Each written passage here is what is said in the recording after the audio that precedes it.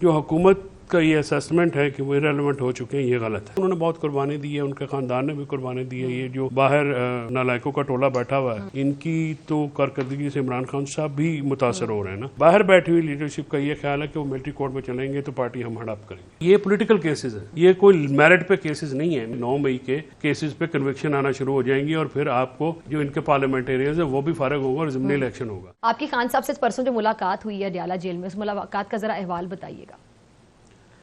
इमरान खान साहब के साथ मुलाकात हुई है, 1 महीने के बाद हुई थी। 30 अप्रैल को मेरी उनसे मुलाकात हुई थी और वहाँ पे मैंने अपनी ओपिनियन उनको बिल्कुल ओपनली दी थी। और मैं इस बात का कायल हूँ कि इमरान खान साहब जो है उनकी शख्सियत बड़ी मोतबर है, बहुत रेलेवेंट है, बहुत ताकतवर है और आज भी मरकज़ निगाह हैं वो लोगों में बहुत पॉपुलर है। जो हुकूमत का ये असेसमेंट है कि वो इरेलेवेंट हो चुके हैं, ये गलत है। उनकी पार्टी इरेलेवेंट है, वो बहुत कमज़ोर है और पार्टी में कोई जान नहीं है। और मैंने उनसे पीटीआई इरेलेवेंट है, पार्टी जो है वो इरेलेवेंट है, इमरान खान साहब रेलेवेंट है। पार्टी तो पीटीआई ही है ना। जी बिल्कुल।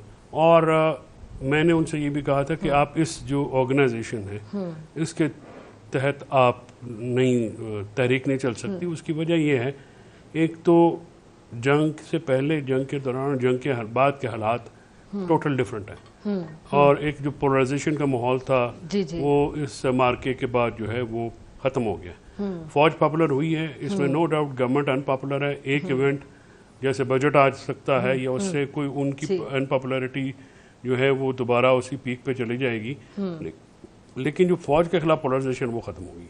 ठीक है। अब उसका एक मौसम और माहौल होता है तहरीक का। तहरीकें जो है ना बिल्डअप करनी पड़ती हैं। मेरा ज़ाती ख्याल है कि ये इमरान खान साहब अंदर से उनका ये ख्याल होगा कि बजट के इर्द गिर्द जो है ये पूरे पाकिस्तान को किया जाए, क्योंकि बजट जो है बार तौर पर वो बहुत सख्त आना है। लेकिन ये जो सिलसिला इस वक्त चल रहा है उसमें पिछले हफ्ते जो 2 बयान आए हैं वो बड़े सख्त आए हैं और मैं समझता हूँ कि उन बयानों से मामलात गड़बड़ हुए हैं और इस्टेब्लिशमेंट से बराह रास्त बात की ख्वाहिश तो ज़ाहिर की गई है, लेकिन इस्टेब्लिशमेंट के ऊपर कोई ऐसा विजिबल प्रेशर नहीं है या कंपल्शन नहीं है कि वो आपसे बात करेंगे। अगर वो आपसे बात करेंगे तो वो अपने टीआरस पे करेंगे और टीआरस उनके वही हैं जो स्पेल आउट हो चुके हैं।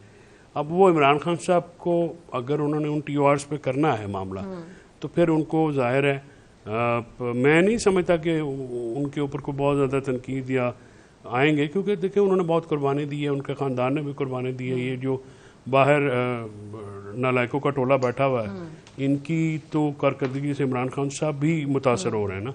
वो जेल में रहे हैं पहले भी, अब भी रहे। पहले भी ये बयान दिया कि जिनकी जो स्ट्रैटेजी है इनके पास है ही नहीं, उससे नुकसान हो रहा है इमरान खान साहब को। दे हैव नो स्ट्रेटजी, ना लीगल साइड पे ना पॉलिटिकल साइड पे। आज भी मैंने एक ट्वीट पढ़ा है कि हमारे जो पिंडी में कारकुनान हैं उनको सरकारी वकील दिए गए हैं। तो ये लीगल कमेटी क्या करिए? 40 दिन की डायरेक्शन आई है, इसमें इमरान खान सबसे बड़े फैक्टी हैं 9 मई में। अब हुकूमत जो इस वक्त बता रही है और वो बड़ा ख़तरनाक बात है, कल से परसों से ये कह रहे हैं कि वहाँ पे एक वादा माफ हुआ, आएंगे चक्री की मीटिंग में, फिर आपका केस मिलिट्री कोर्ट में चला जाएगा।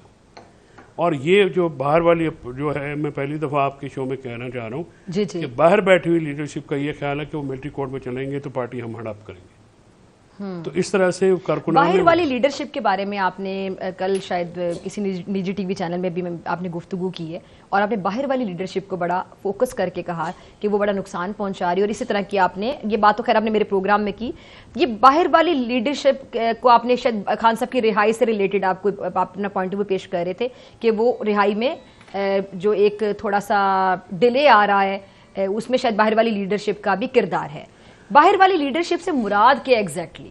ये जो पार्टी के अहदेदार हैं, ये लीडर हैं, यही है ना। लीगल कमेटी के हेड कौन है? जो लोग अपनी हलकों में, देखिए पार्टी को तो बहुत से लोग अभी चला रहे, समझ नहीं ना आ रही। नहीं, पार्टी को चलाने वाले, देखिए पार्टी को जो लोग समझते हैं, और हर बंदा ये दावा कर रहा है कि उससे ज्यादा खान के साथ मुखलिस कोई भी नहीं पार्टी। नहीं, खान के साथ मुखलिस हो, देखिए बात ये नहीं है।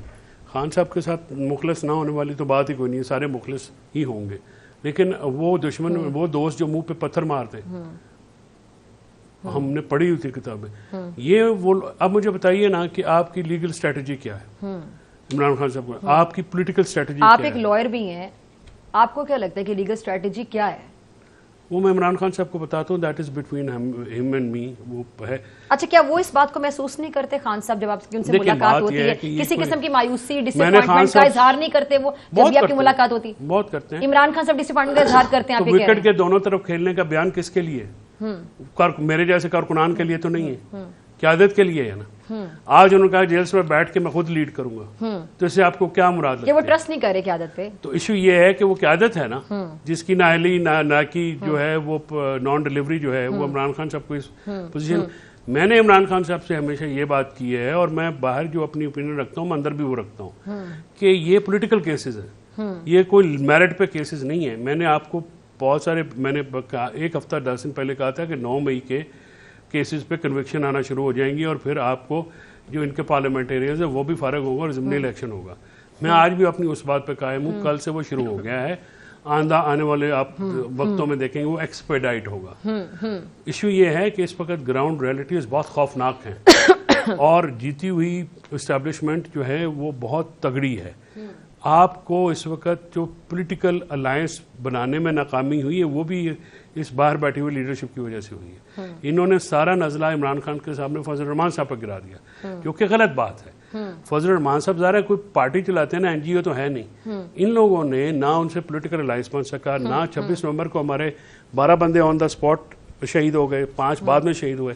क्या उस पर कैपिटलाइज हो सका, पार्टी बिल्डअप कर सकी कोई कैंपेन? कुछ भी नहीं कर सके, बल्कि उल्टा हमारे में से कुछ लोगों ने उठ के नंबर्स गलत दे दिए, वो डाइल्यूट कर दिया, और फिर कुछ ने कहा जी वो वहाँ पे घुस गए थे और ये हुआ था और वो हुआ था। और उसके बाद इमरान खान साहब का जो लीगल मामला है, 96 दिन उनकी तारीखें नहीं लगी। एक आपने पटिशन डाली कि आप जी उनके जल्दी चले। आज भी इमरान खान साहब के ओपन ट्रायल की जो दरखास्त है वो पेंडिंग पड़ी हुई है, किसी ने आर्ग्यू नहीं की। तो मुझे ये बताइए कि आपको आलिया हमजा से लड़ाई से फुर्सत होनी है, आपको जुनैद अकबर से लड़ाई से फुर्सत हो, फैसल चौधरी से लड़ाई से फुर्सत हो, तो आप अपना काम करें।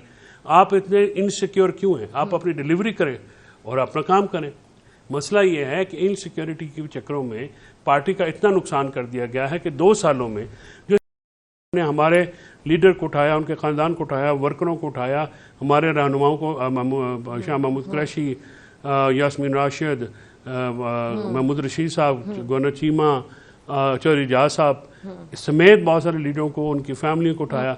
पार्टी इस तरह इररेलेवेंट नहीं हुई जितनी इन्होंने आके नफाक का, नफरत का बीज बोया, और आप पार्टी आपस में बाहम दस्त गिरबां है। पीटीआई के होते हुए किसी दुश्मन की जरूरत नहीं है। बिल्कुल नहीं। अगर समंदर को कूजे में बंद किया जाए। बिल्कुल आपकी बात दुरुस्त है कि 2 सालों में दुश्मन वो नहीं कर सके पॉलिटिकली, जो सियासी दुश्मन थे, मुखालफीन थे, जो इन्होंने खुद करके दे दिया।